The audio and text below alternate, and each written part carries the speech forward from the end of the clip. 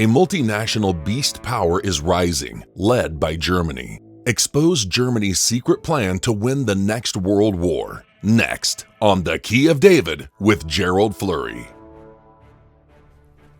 Excerpt from a public address given May 9, 1945, during the inaugural session of the United Nations. Herbert W. Armstrong warned of Germany's post-war rise.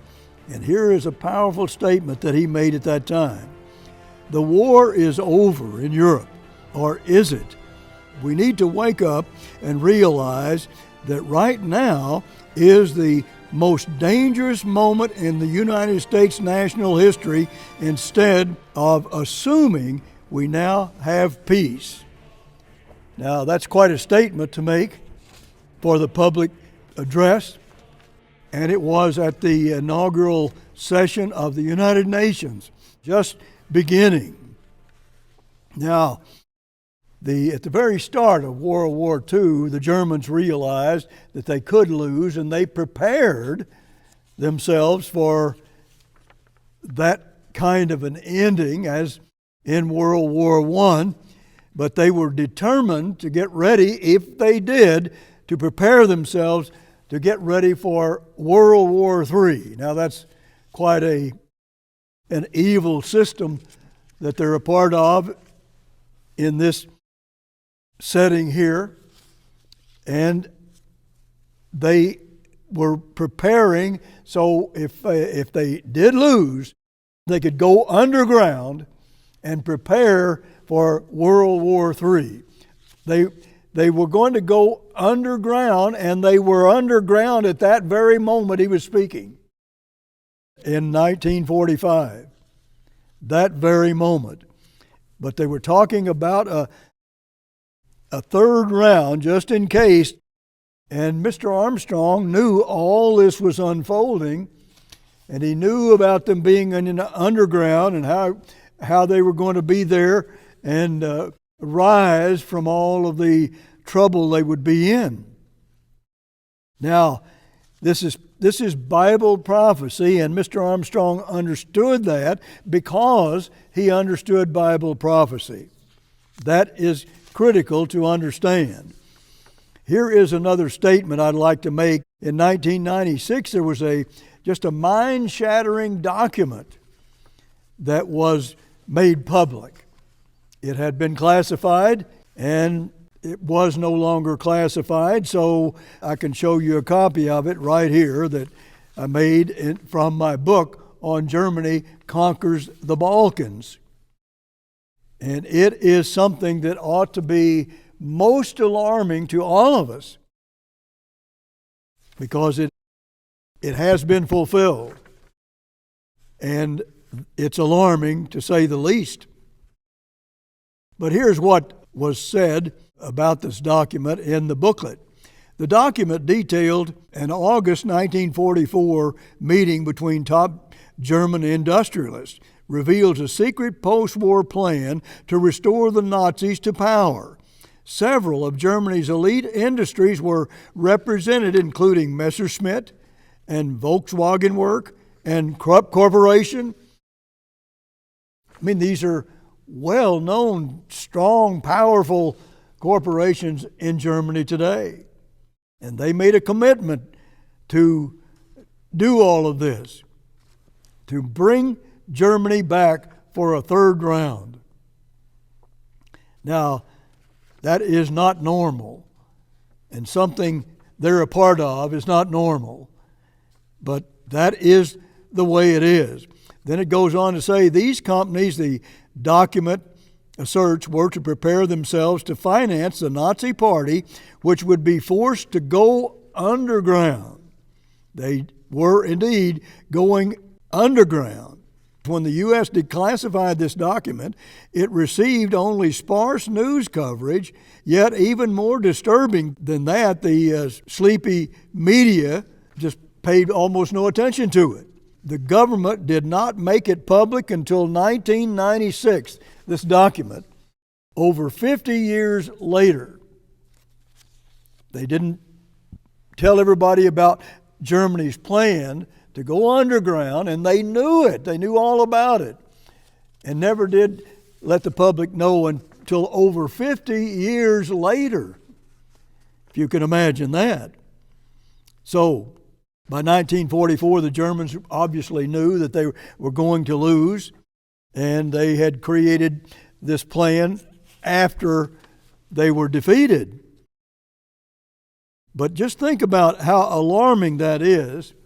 Here you have a classified document for over 50 years and about Germany saying that they're going to rise again and start another world war, World War III. They also started World War I and World War II, and the Bible says they're going to start World War III because they're in a system that's evil, and they have to break out of that. The German people are great in many ways, but they have been overwhelmed by something called the Holy Roman Empire.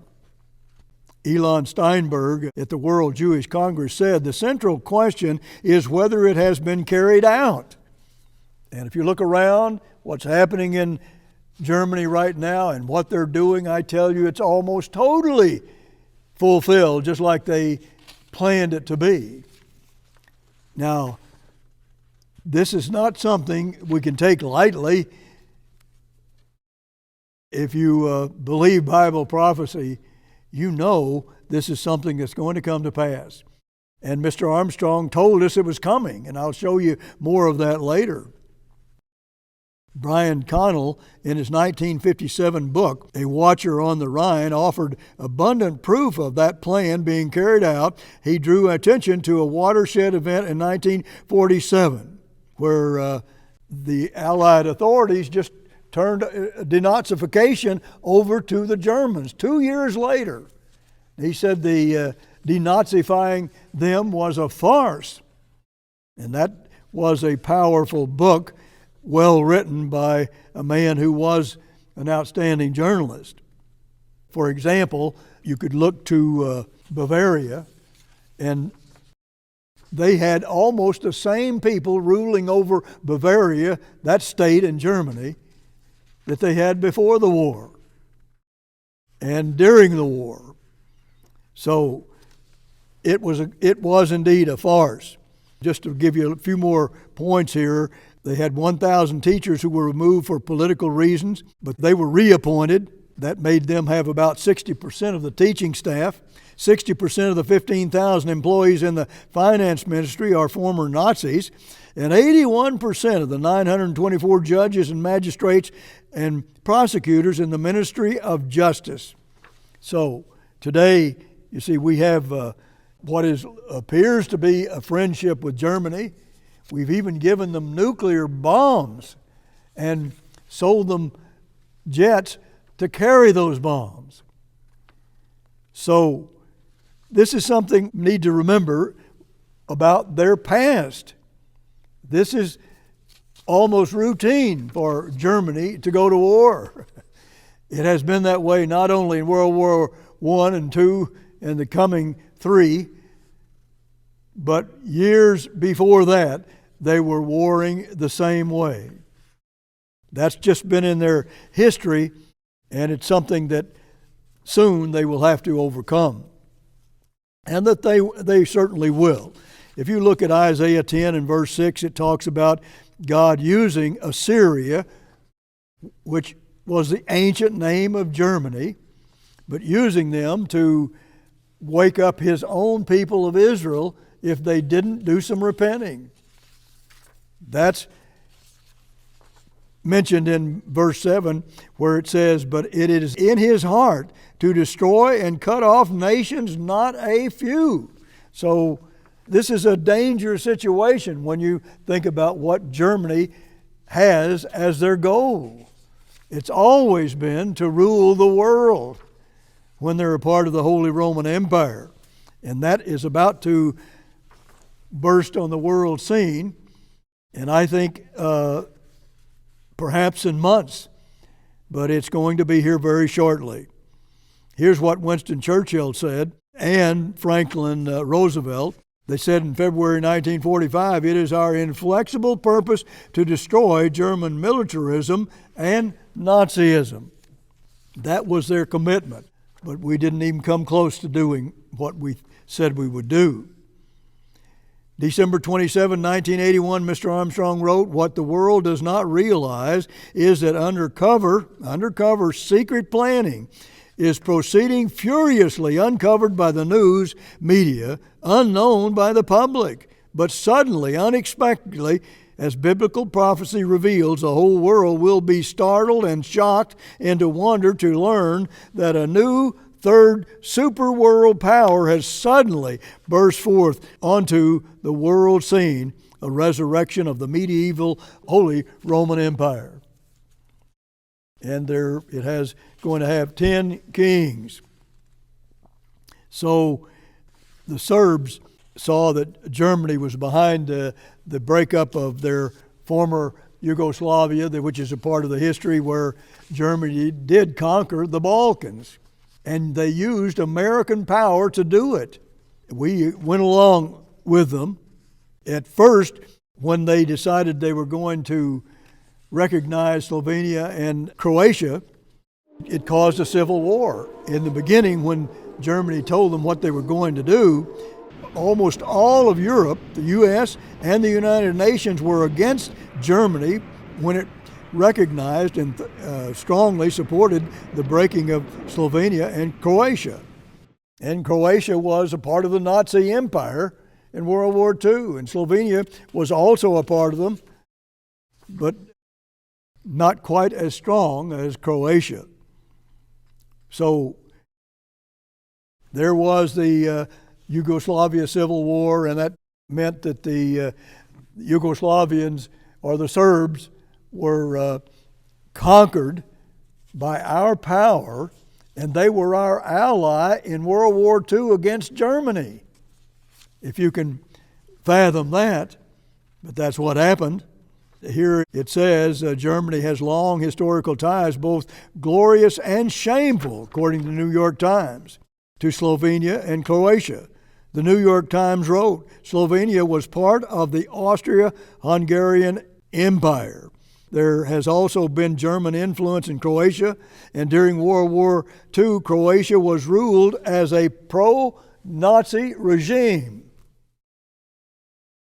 The leader still said there was nothing wrong with that, and he was very happy to have been a part of it. And we allowed it to happen when we were hoping that Germany, being a part of the rest of Europe, would be controlled by the other nations, and they couldn't break away and do what they had done in World War I and World War II.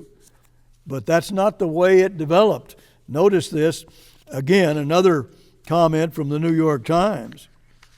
Moreover, in its usual assertiveness in moving ahead with a plan to extend diplomatic recognition to the breakaway Yugoslav Republic of Croatia and Slovenia, Germany has stirred troubling historical associations. This is the New York Times telling you that at this time. Germany has stirred troubling historical associations. They were troubled by it. Nazi Germany dominated the two Yugoslav regions during World War II, absorbing Slovenia into the Third Reich and creating a puppet regime in Croatia. And they said, well, those are troubling historical associations. Troubling indeed. But how many people look upon that today? Well, what has happened has Germany really begun rising up as a power? Well, in this booklet that I'm discussing here today about Germany conquering the Balkans, tells us they've already risen up and conquered the Balkans. And we have a map where we'll show you what that means. And it opens up the Adriatic Sea for them and the Mediterranean, which they are already dominating. And you could say domineering, and that gives them access to Africa and all kinds of resources. And Cyprus is also in the Mediterranean, very close to Jerusalem, and they belong to the European Union. They're also a member and soon will be a member of the Holy Roman Empire. That's where it's heading. So Germany is marching and a lot is happening. Former Yugoslavia is a part of the Balkans or Balkan Peninsula with Romania, Bulgaria, Albania, Greece, and Western Turkey. The Balkan Peninsula is an extremely important strategic area. The Adriatic Sea is an arm of the Mediterranean Sea extending north to Croatia, on into Cyprus, and so on. The major turnaround in the Balkans has caused Europe to look to Germany once again. Europe is looking to Germany right now. They have been doing a lot of things, and most of it has been secret. It's been underground in many ways, but now it's out in the open and anybody can see it and see what's happening. Germany is on the rise. After the Balkans were taken, the U.S. and NATO withdrew, and that just left everything to Germany, and Germany is controlling the Balkans, along with the other European powers, a few, but it's mainly Germany all the way. They are the power, just like Bible prophecy said it would happen. And it is happening. It has happened. And what are we going to do about this? What are we going to do? Germany manipulated all of Europe, and America came along and helped Germany enforce its will on Europe. We gave them the power to do it. What about that history? That Churchill and Roosevelt were determined not to ever allow the Germans to rise up with armaments again, ever. Well, it didn't work. But Bible prophecy told you it wouldn't work. It certainly did not. Well, anyhow, they managed to get Margaret Thatcher out. She was the only one that really saw that Europe was being led by Germany, the opposite of what they planned. And she told them about it and kept reminding of that. And she said it will never work.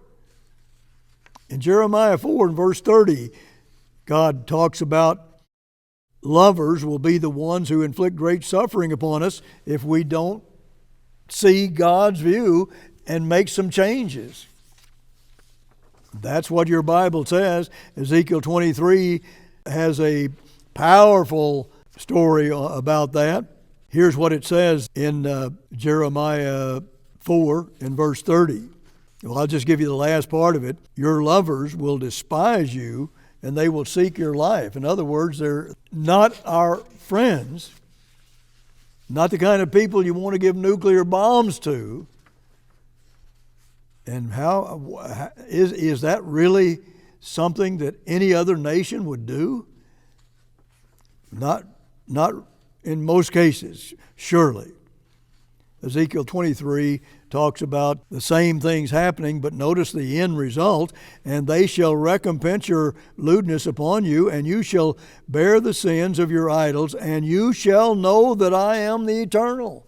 God is going to get our attention, and we're going to get to know God with some suffering if we don't repent and turn ourselves to God. We're now forsaking Him. This is all leading up to the return of Christ. I want to read to you quickly just Revelation 17 and verse 3 talks about this system and this Holy Roman Empire. And it says in verse 8, the beast that you saw was and is not and shall ascend out of the bottomless pit and go into perdition. They that dwell on the earth shall wonder when they behold the beast that was and is not and yet is. And that bottomless pit, what does that mean? Or abyss. What is that all about? It actually means underground. That's exactly what it means. And that's where Mr. Armstrong got his understanding about what Germany was going to do underground. And they've done it. And they're very close to ruling the Middle East. And that's going to be their next trophy. that they're going to take, and they're going to destroy Iran and their allies and get control of the Middle East. And then there's going to be more trouble after that. But here is where Mr. Armstrong learned about all of this. Bernard Connolly, the British economist and former Eurocrat, said in his book, The Rotten Heart of Europe, he said the European Union was only a cloak for German ambitions. See, this is the Holy Roman Empire. There's been 6 Holy Roman Empires already, and there's going to be a 7th.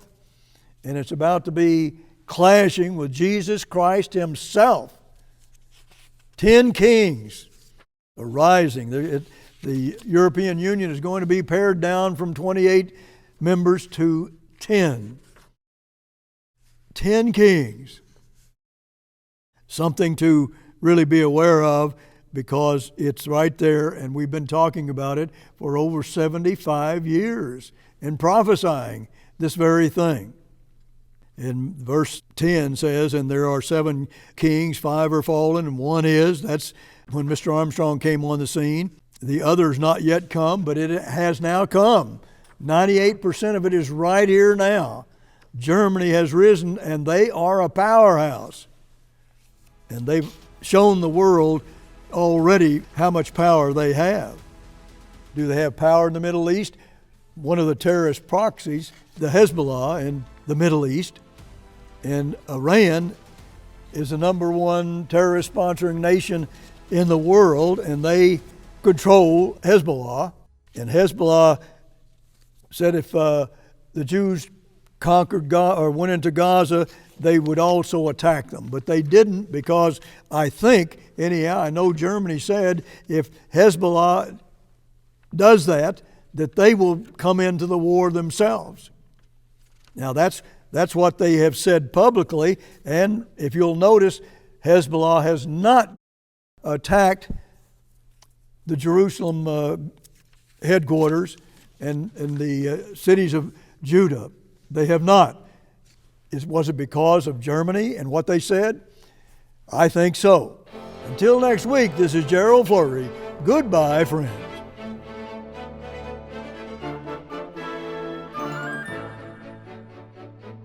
All our literature is available free of charge, at no cost or obligation to you. Request Germany's Conquest of the Balkans, Germany's Secret Strategy to Destroy Iran, and A Strong German Leader is Imminent. Order now.